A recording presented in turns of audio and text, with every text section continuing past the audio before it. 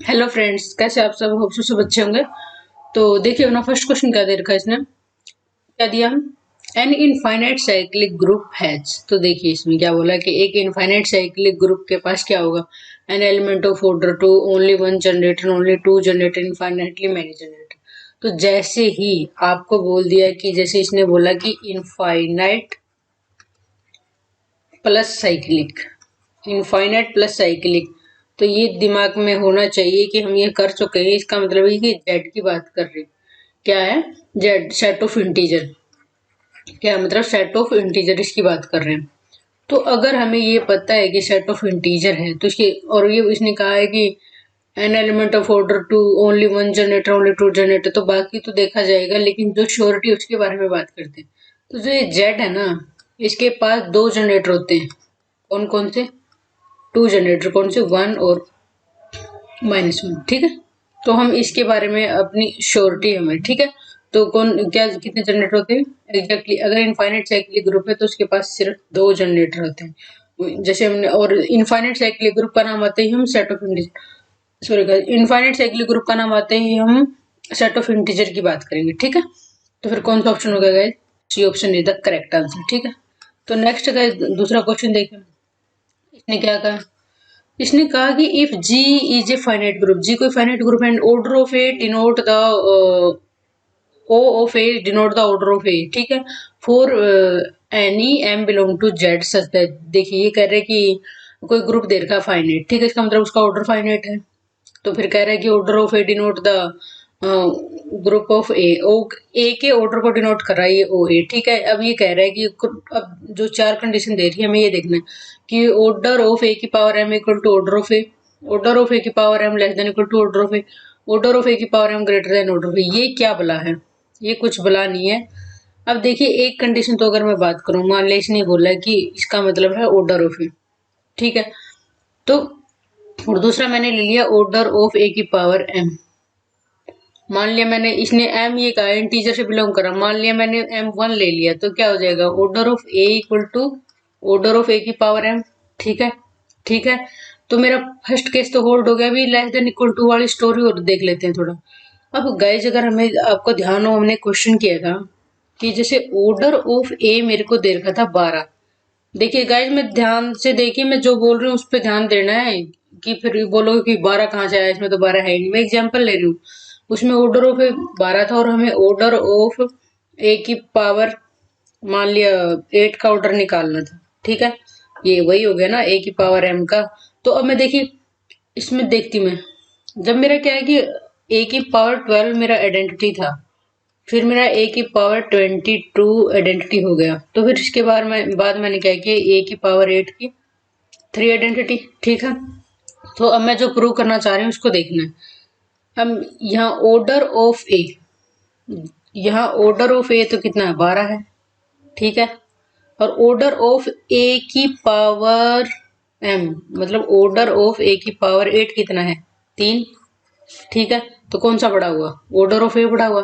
तो यहाँ से एक रिजल्ट आ गया अपना कि ऑर्डर ऑफ ए की power m less than equal to order of a. Equality तो मैंने यहाँ से उठाई और लेस देन मैंने यहाँ से उठाया, ठीक है। तो देखिए कौन सा ऑप्शन हो जाएगा? B option is the correct. तो मैंने ये लिया।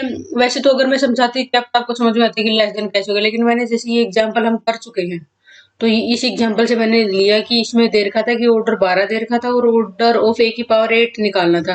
तो फिर ऑर्डर ऑफ ए की पावर 8 मेरा 3 आया, और ऑर्डर ऑफ ए की पावर एम से बड़ा हो गया, ठीक है। तो नेक्स्ट गाइस देखिए थर्ड क्वेश्चन क्या दे रखा है इसने, with respect to multiplication of residue classes modulo a prime P the set of non zero residue classes modulo P form a commutative group of order. अब देखिए इसने क्या किया है कि विद रिस्पेक्ट टू मल्टीप्लीकेशन और साथ में मोडलो क्लास है। विद रिस्पेक्ट टू मल्टीप्लीकेशन मोडलो class A prime P this set of non zero residue. अब देखो इसने सब कुछ बोल दिया, तो अब इसको इसको क्या बोलने में कुछ कमी रहेगी? तो क्या ये यूएन की बात नहीं कर रहा? कैसे? Set of non zero residue. मान लिया मैं जस्ट एग्जांपल ले लेती हूँ यहाँ पे, मान लिया मैंने U10 है, ठीक है।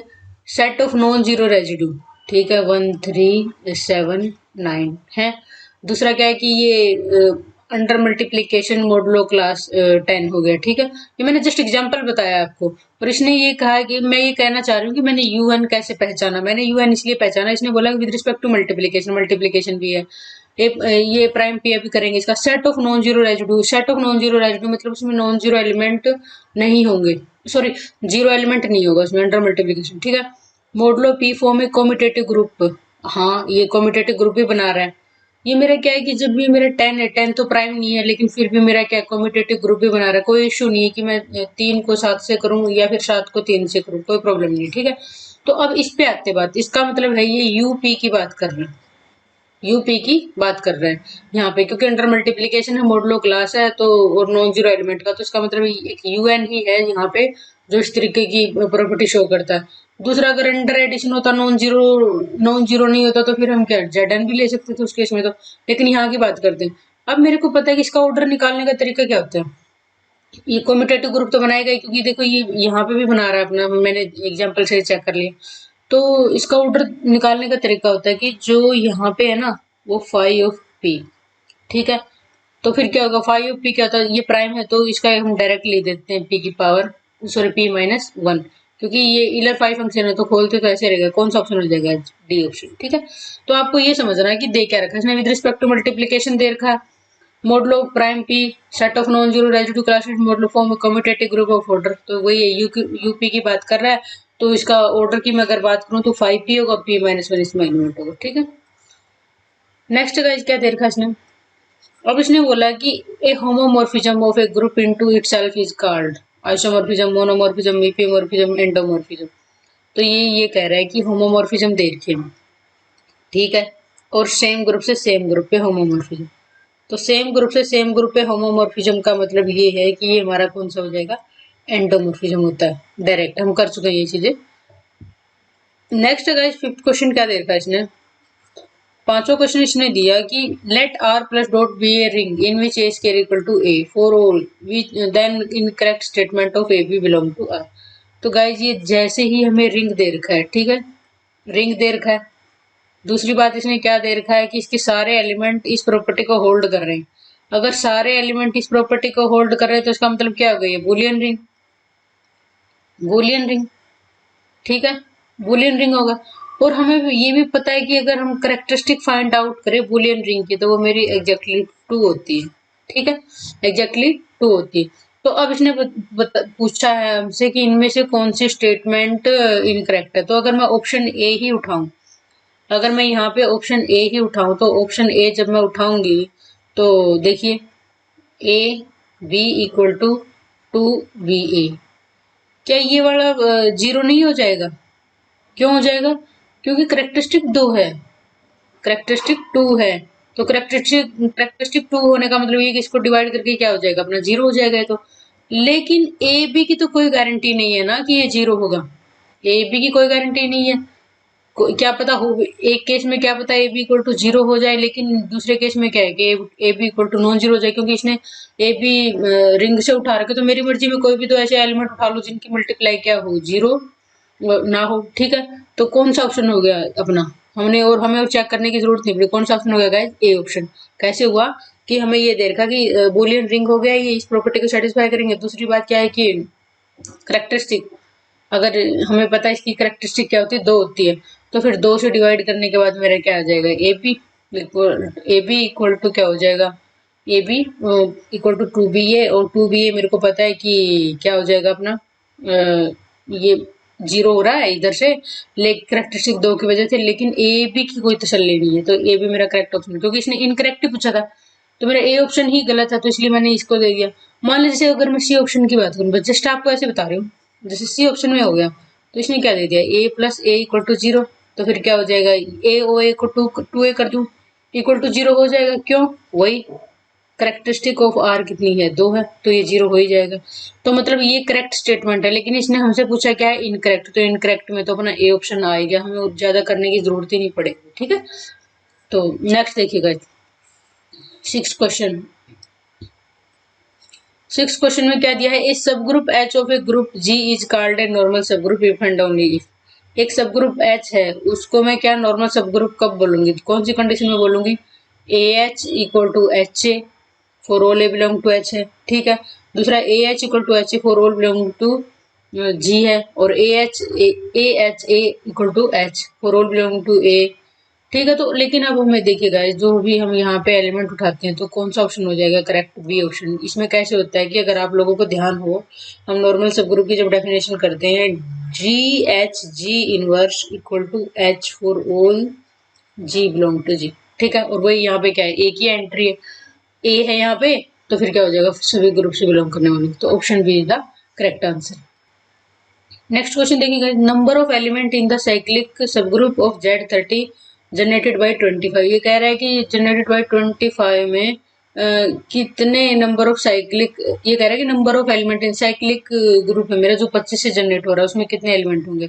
अब देखिए, सबसे पहले तो ध्यान देना, ये Z30 बोल रखा है, ऊपर से इसने ये नहीं दे रखा कि कौन सा ऑपरेशन है, तो हमें अंडरस्टूड है कि Z30 में क्या होता है, एडिशन, सॉरी एडिशन, एडिशन होता है अपना, ठीक है। तो एडिशन होता है, तो अब मेरे को पता है कि 25 से जनरेट होने वाला, 25 से जनरेट होने वाला, पहले तो क्या हो गया, 25 ही हो गया, ठीक है। दूसरा क्या होगा, इसके एलिमेंट मुझे जनरेट करने हैं, तो मैं क्या करती जाऊंगी, ऐड करती जाऊंगी। तो देखिए कैसे, अब मान लिया मुझे एक और एलिमेंट, मैंने 2 बार इसको किया, 25 25 50 हो गया। अब मोड लो 30 भी तो लगाओ, तो 20 आ गया। एक एलिमेंट मैंने यहाँ पे लिख रही हूँ इसके एलिमेंट, एक तो 25 हो गया, एक 20 हो गया, ठीक है। अब देखिए नेक्स्ट, अगर मेरे को देखना है कि अब मुझे नेक्स्ट एलिमेंट निकालना है, तो 25 प्लस 25 मतलब 25 को 3 बार ऐड करूंगी ना, 25 को 3 बार ऐड करूंगी तो क्या हो जाएगा, पहले 2 को ऐड किया तो 20 हो रहा था, ये मैंने पहले वाले से उठा लिया। फायदा क्या हुआ, जब मैंने इसको यूज ही नहीं किया तो क्या हो गया, मोडलो 30 लगाऊंगी तो कितना आ जाएगा, 15 आ जाएगा, क्योंकि ये कितना होगा 45, और 30 से डिवाइड करूंगी, रिमाइंडर कितना हो जाएगा 15, तो ये आ गया एलिमेंट।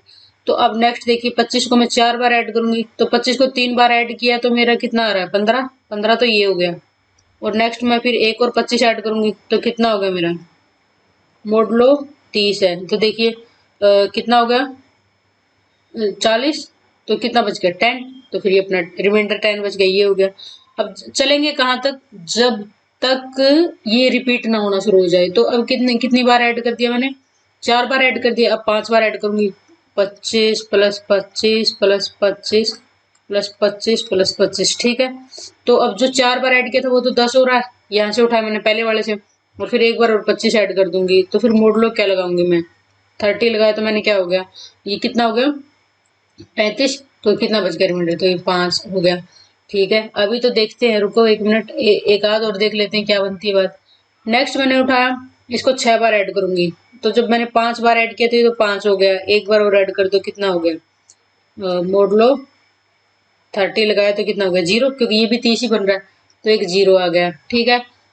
अब एक बार और करके देख लेते हैं, ये 6 बार ऐड किया, अगर मैं 7 बार ऐड करूँ तो देखिए 0 तो है ही, एक बार और 25 ऐड करूंगी तो मोड लो क्या हो जाएगा 30, तो एज इट इज 25 आ गया, मतलब वही साइकिल रिपीट होने लग गया, तो फिर यहीं पे क्लोज कर दो।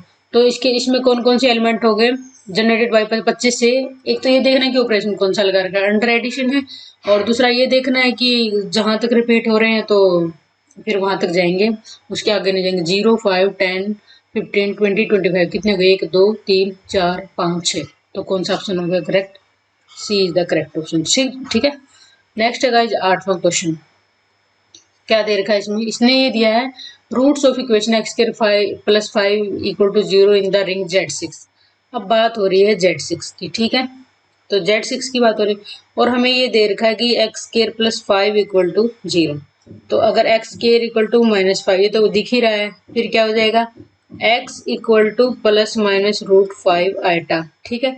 एक तो मेरा आया √5 आइटा और दूसरा आया -√5 आइटा, लेकिन ट्विस्ट ये है ये दोनों ही Z6 में बिलोंग नहीं कर रहे। Z6 में तो इसके आइटा के तो एलिमेंट होते ही नहीं है, आइटा वाले एलिमेंट कहाँ होते हैं उसमें, तो फिर क्या हो जाएगा, इसका तो अपना एग्जिस्ट ही नहीं करेगा, रूट्स इसके एग्जिस्ट ही नहीं करेंगे, तो कौन सा ऑप्शन हो गया, D option is the correct answer, ठीक है। तो नेक्स्ट देखिएगा, इसमें क्या दे रखा है कि 9th क्वेश्चन में कि if y equal to sine of 5 minus 3x then y n, ये गाइस डायरेक्ट फॉर्मूला है अपना, ये इसका है नहीं, मॉडर्न का क्वेश्चन नहीं है ये, तो लेकिन फिर भी मैं जस्ट थोड़ा सा बता देती हूँ कि अगर इस टाइप का क्वेश्चन दे रखा हो तो मैं फॉर्मूला होता है अपना डायरेक्ट, क्या होता है वो, डी एन इक्वल टू, तो देखिए गाइस ये फॉर्मूला होता है अपना यहाँ पे डी की पावर एन साइन ए एक्स प्लस बी। अगर इस तरीके का कोई फॉर्मेट दे रखा है हमें, मतलब इसका nth डेरिवेटिव ऐसे एक तरीके से डी की पावर एन ए की power n sine of a x plus b plus n pi by two, ये आपको याद रखना पड़ेगा। ये अपना वैसे मॉडर्न का क्वेश्चन ही, कहीं सोचो कि मैम ने करवाया नहीं है, तो ये जस्ट लेकिन आ गया तो मैंने करवा दिया, क्योंकि कई बार रिपीटेड क्वेश्चन आ जाते हैं तो कोई दिक्कत नहीं है इसमें। तो देखिए ए इक्वल टू कितना दे रखा है अपन को, जैसे यहाँ पे दे रखा है कि साइन ऑफ 5 - 3x, तो ये ए एक्स है ना, और प्लस बी, यही तो है, ये वाली चीजें हैं। तो ए कितना है -3 और बी कितना है 5 है, तो बस सीधा पुट कर दो यहाँ पे। जो मेरे को क्या चाहिए, वाई एन चाहिए ना, तो वाई एन चाहिए, तो इसका मतलब क्या होगा, वाई एन निकालने के लिए मेरे को पता है कि यहाँ पे सीधा पुट कर दो यहाँ पे, ठीक है। अगर मुझे यहाँ पे पुट करना तो क्या हो जाएगा, ए की पावर मतलब -3 की power n into sine of क्या हो जाएगा ए एक्स प्लस बी, तो 5 - 3x सीधा ही लिख देंगे प्लस एन पाई बाई 2, ठीक है। तो कौन सा ऑप्शन होगा, मैच करके देख लो, -3 की power n 5 minus, option C is the correct answer, ठीक है। तो ये बस मैंने जस्ट बताया इसमें। तो next question guys, 10th question क्या दे रखा है इसने, इसने दिया हमें कि how many generator does a cyclic group of order n have. तो एक तरीके से ये भी बात है कि इसमें ये इंग्लिश में थोड़ा मुझे लग रहा है उल्टा पुल्टा देगा। जब देखिए हिंदी में क्या दे, किसी चक्रीय समूह में कितने कोटि के जनित्र ऑर्डर ऑफ जनरेटर होते हैं। ये कहते हैं कि सीधी सी भाषा में इसने ये बोला है कि जनरेटर का ग्रुप क्या दे रखा अपन को, साइक्लिक, साइक्लिक ग्रुप है, और फिर क्या, जिसका ऑर्डर एन है, ठीक है, ऑर्डर एन है। तो अब मेरे को ये पूछा है कि जो जनरेटर होगा ना इसका, मान लिया मैंने क्या है कि जनरेटर ए है, ये कह रहा है कि इसका ऑर्डर कितना होगा, एन ही तो होगा। जनरेटर का जो ऑर्डर होता है साइक्लिक ग्रुप के बराबर ही तो होता है, तो फिर कौन सा ऑप्शन हो जाएगा, B option is the correct answer, ठीक है। तो बस सिंपली ये देखा, थोड़ा सा मुझे ऐसे लग रहा है ये इंग्लिश में थोड़ा इसने आगे पीछे वर्डिंग करके ऐसा गड़बड़ सा कर रखा है। इसका कहने का मतलब ये है कि कोई साइक्लिक ग्रुप है, उसका ऑर्डर एन है, तो ये कह रहा है कि उसके जनरेटर का ऑर्डर कितना होगा। जनरेटर वही है कि जो पूरे ग्रुप को जनरेट कर देता है, तो उसका ऑर्डर क्या होगा, साइक्लिक ग्रुप के बराबर होगा, ठीक है। होप्स आप लोगों को समझ में आया होगा। मिलते हैं नेक्स्ट लेक्चर में, तब तक के लिए जय हिंद जय भारत।